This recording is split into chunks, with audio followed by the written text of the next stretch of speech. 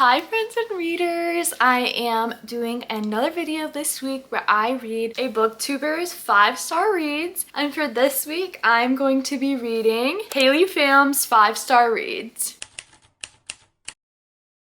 The last video I did for this was my first ever video where I read Sarah Crowley's 5-star reads. It did me so well. I rated those books so highly, a 4.5 star and a 5-star. So I'm totally excited and pumped to read Haley Pham's 5-star reads. Little disclaimer, I don't know these booktubers. I've never talked to these booktubers. This is just for fun to introduce me to someone else's 5-star reads to see if I have similar interests, like the genres, like the stories the same. Also, I have been watching along for Haley Pham. Her and Sarah Crowley were two of the biggest inspirations that I had to start a booktube channel, and so I wanted to take a stab at reading how they read. Also, come on, do you live under a rock? Haley Pham has just finished up with the 50 States in 50 Days with her husband Ryan Trahan. Me and my boyfriend watched every day, and so Haley was a little bit on top of mind when it came to my reading. She also just announced her story, or her novel, that is coming out in March of next year, Just Friends. So I thought I would go ahead and take a jab at reading her 5 stars. Anywho, I particularly wanted to do it this week because I went to the library a few days ago where I saw this book, and I've had this on my TBR for a few weeks now. Back when Haley rated it a 5-star, she talked about it all the time in her videos, and I saw it as available from the local library, so I checked it out. This book also has an Emily Henry blurb on the front, who is my favorite author, so I thought I should give it a try. Now, I am most scared for this book because it's out of the genre or the comfort zone of books that I would typically read. At the library, it's just under the fiction section, and apparently it's a Good Morning America book club pick, which The Wedding People, I believe, was a Good Morning America book club pick, and I rated that a 5-star. The Ministry of Time. This is by Kay Bradley. I don't want to try to butcher the first name. One thing that stood out to me about The Ministry of Time is just the cover. This is the most fascinating, cute, cool, retro looking cover. I quite literally know nothing about this book other than what Haley has said. It's been a few months since I watched her video where she read this book. I think because it says The Ministry of Time, it has something to do with time traveling. It's a Sunday evening. The sun is going down. I'm gonna start this book tonight, and then I will catch up with you tomorrow. I do work full-time Monday through Friday, usually on a lunch break or after work, before work. I get my reading in, and I will check back in once I've got a little ways into this and can share what it's even about. Well, let's get started.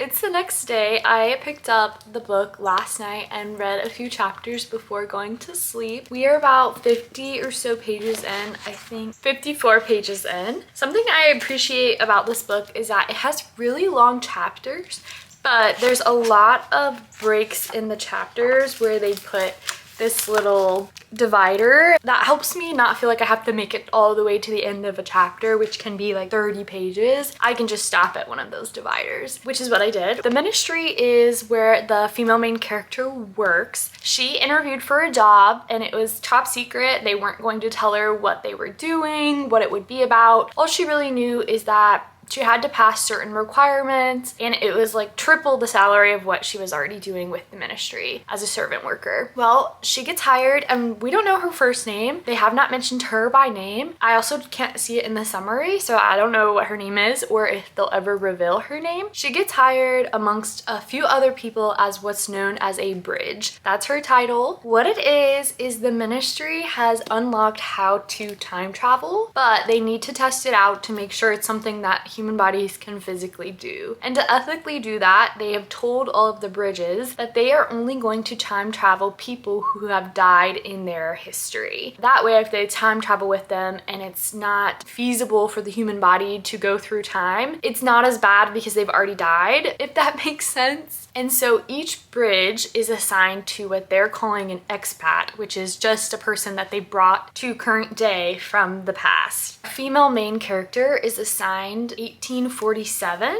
or at least that's what they're calling him because he's from the 1840s. What do they call him? He's a commander in the army. He was on an expedition and he died on that expedition. And her job is to help bridge the gap of what life was like for him, being, to him, kidnapped and brought to the future. And it is hundreds and hundreds of years later. The world looks so different. They're in London. And I think that this part of it is hilarious. She's basically his human dictionary, having to explain every day, like, what the heck is Spotify? He's basically trying to understand what it is like to live in current day London, even though he knows nothing about like automobiles, toilets. I mean, just the basic necessities that we know so well are so confusing to him. So they live together, but this is very top secret. It seems like these people are allowed to go out into real life, but the bridge always has to be with them. I'm so curious if this is, I know it's a fiction story. I don't know if this is categorized as romance. I don't think it is. I'm curious if that's where this is headed because that would be pretty bizarre. But I'm hooked. I think there are some parts when they flash back to his point of view back in the 1800s before his death. That part is not as gripping to me as, you know, him learning the day-to-day now. It also seems like there's some politics involved with the ministry. Are they telling the complete truth about time travel and their goal of bringing back these expats? We don't know. I am currently on my lunch break though. I work from home if I hadn't already said. So I'm gonna read a little bit. I also have some cooking to do before my lunch break ends. And then hopefully we can get a good bit of this read tonight since it's the start of the week. So far so good on Haley Pham's 5-star, but we'll see. We're not enough of the way through to know just yet.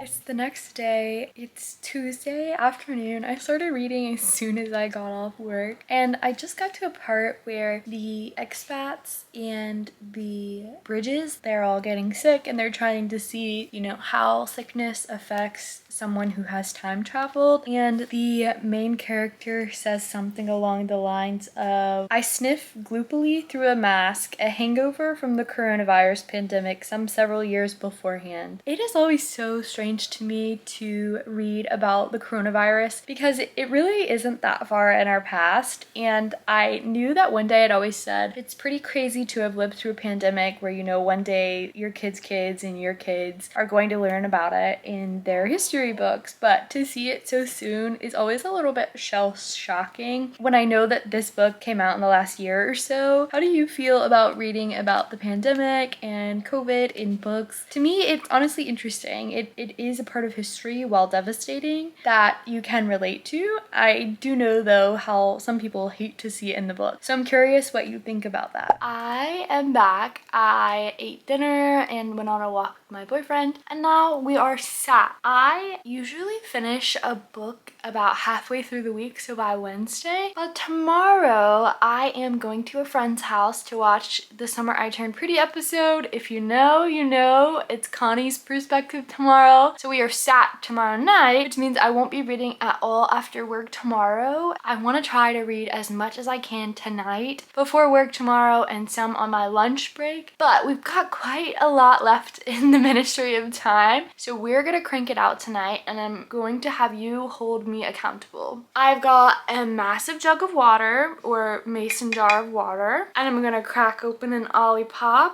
Don't mind if I do. That just went everywhere on the floor. It's okay, I'll let my cat come lick it up. My boyfriend is in the other room playing games for the next few hours, so I want to see how much I can read in exactly 1 hour. I'm gonna try to put my phone on the other side of the room. I'll update you on what page I'm on. We are on page 154. And I'm gonna start right now because why not? It's 7:21 p.m. Double verify with my alarm clock. So I'm gonna check back in around 8:21 p.m. and see from page 154 where we end up in the next hour. Let's do it.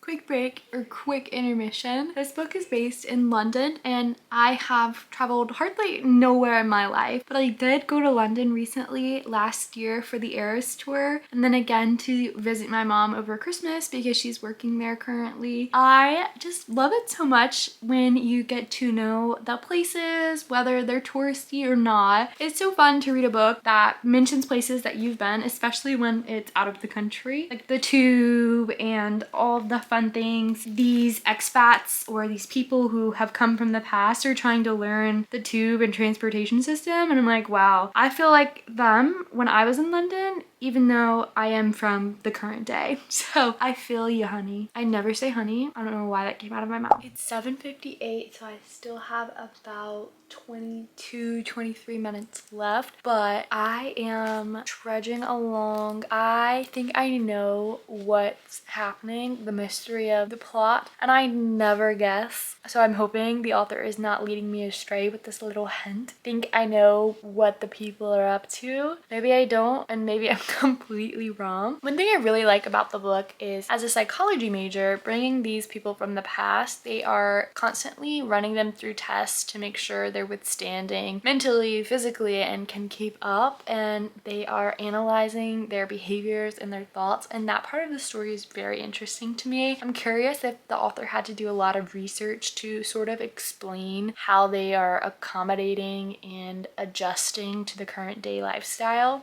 Our female main character, she is, or at least her family is, from Cambodia, and so she has a great perspective on marginalized people and how they are treated in society, both past and present, and that's been interesting to read about as well. All right, 21 minutes. Let's see how much more we can read.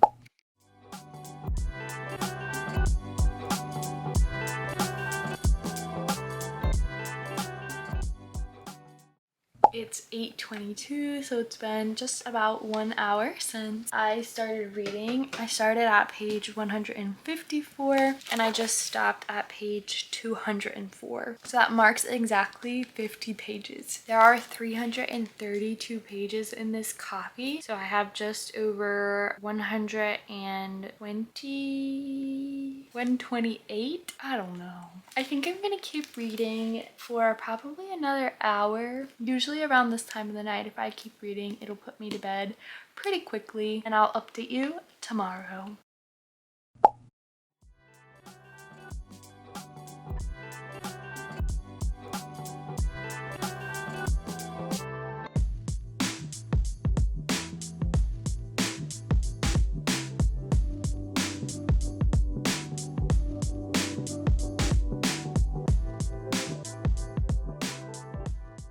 When I said earlier, a few days back, that I think I knew what was happening, totally wrong. I knew nothing that was happening.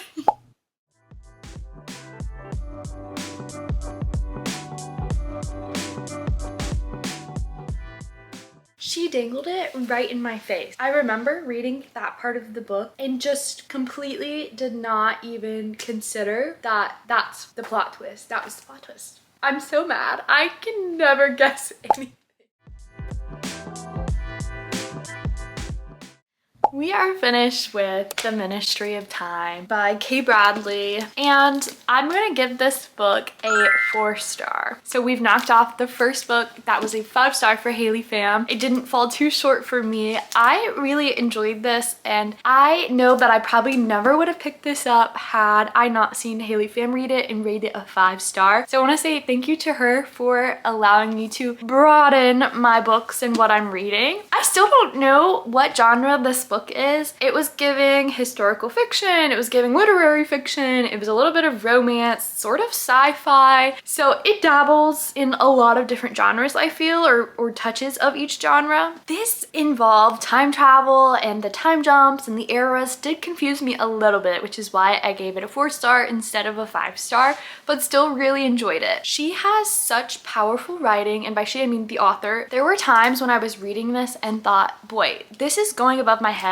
I know that this is a powerful quote and a powerful line, and sometimes I just couldn't comprehend. But that's a me problem, and it's good that I read this because it helps out. She talked a lot about westernization, immigration, and marginalization, all the shuns.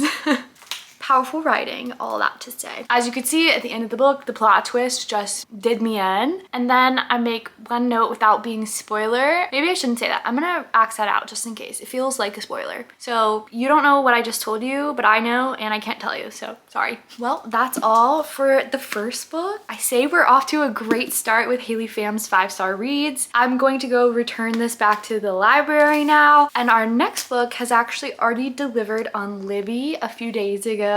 So I'm gonna start that up probably tomorrow, which is Thursday. Today's Wednesday. I'm going back to work, finishing up my work for the day, and then we'll get started on another one here shortly. It's the next day is Thursday. I did end up starting the next book, which is one of Haley Pham's 5-star reads. I think that I recall she read this in maybe a 24-hour readathon with Sarah Caroli and Destiny Sidwell. I could be wrong. I'm gonna try to find that video and put it right here if I can. It's a nice rainy day. I'm on my lunch break, so I made it about 35 pages into the book. And the book that we're reading for the second time in this video is Love Interest by Clare Gilmore. Our female main character in Love Interest is Casey, and Casey works in Manhattan, which I love New York themed, Manhattan themed books because I've been to New York and I've been to Manhattan a few times. I can really picture it. Our female main character's name is Casey, if I didn't just say that. She's a financial expert slash analyst, and she works for a magazine publisher in New York. She's only 24 years old, so it's kind of one of those scenes where everyone around her in the business is older and they're always bringing up, you look so young, how come you're working in finance? However, she's sort of seeking to do a little bit of a career pivot, so she applies for a project manager job that is still under the same company but would require different things day to day. Unbeknownst to her, there was another applicant for the job, the CEO or the chairman's son, who she ran into in the elevator before she knew that he actually got the job instead of her. It's giving The Man by Taylor Swift. However, even though he gets the job, they sort of make room in her finance role to support what he's now doing as a project manager for this magazine. It's forced proximity, it's tension, I think it's going to be some banter. Their meetup was, I would say, it was funny, it was cute. And I think that there's gonna be a lot of workplace romance. It's giving, I think she even says it, adversaries to lovers. I don't read many workplace romances, so this will be one of the few. I'm only 35 pages in, but I'm actually thoroughly enjoying it. I'm flying through the pages. I'm not looking to pick up my phone, so we'll see how we stay hooked for the rest of it. I am reading it on my Kindle. I actually just got back from returning the other library books back to the library, and there's only 5 minutes left on my lunch break, so I am going to see how much more I get to read after work today. Catch you later.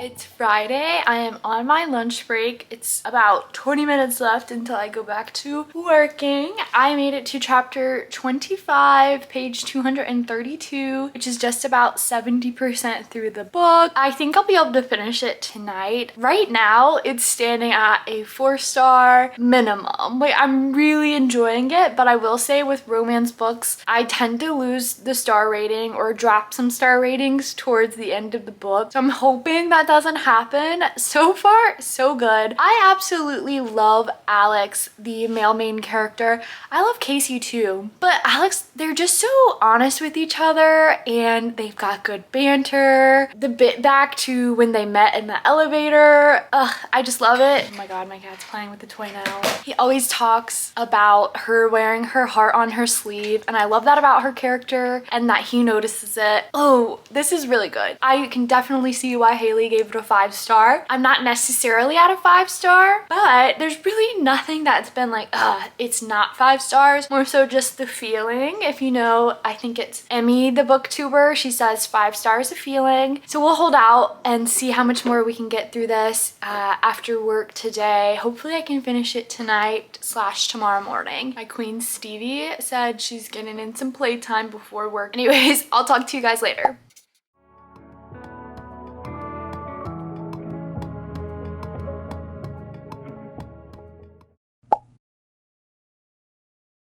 I binged the rest of Love Interest by Clare Gilmore last night and finished it, I think, sometime closer to midnight before I went to sleep. It's the next morning. It's Saturday morning. I am going to rate Love Interest by Clare Gilmore, which was a 5-star read for Haley Pham, a 4-star. I actually really enjoyed it. For a workplace adversary to lovers story, one of my first ones, I think, I didn't mind it at all. It felt realistic. It felt like their romance made sense in the setting that they were in. I got so lucky, and thanks to Haley Pham's suggestions to read these books, I'm not very well traveled, but I have been to a few places and I've been to them twice, which would be New York City and London. And Love Interest was based in Manhattan, and it also threw in London, just like The Ministry of Time did. And it just made me like those books all so much more because I've been to the places they're referencing. I've seen it. I can picture it so well in my head, and that just added it as a cherry on top to actually liking the story. I should pick up some more Clare Gilmore books. I think she has a few others. I'll put them right here if I can find them. I would say this was a success so far. I'm giving it a 2 out of 2 for reading booktuber's 5-star reads for Sarah Crowley's and now Haley Pham's. If there's a booktuber out there that you think that I should try next, I had one in mind. I bet you could guess, but comment below and let me know if there's a different booktuber I should try reading their 5-star reads. One last thing for Love Interest, if you have this book on your TBR or want to pick it up, I would pick it up in closer to the fall time, either in October, November, or December, because it talks a lot about the holidays, Halloween, November, Thanksgiving, and December Christmas. So it would be a good book to read during those seasons just to get you in the feel of what the characters are experiencing. That pretty much wraps up the reading week. I am happy and I will definitely do this again. I've been finding some good books. 4-star for both books. What more can you ask for? Bye for now.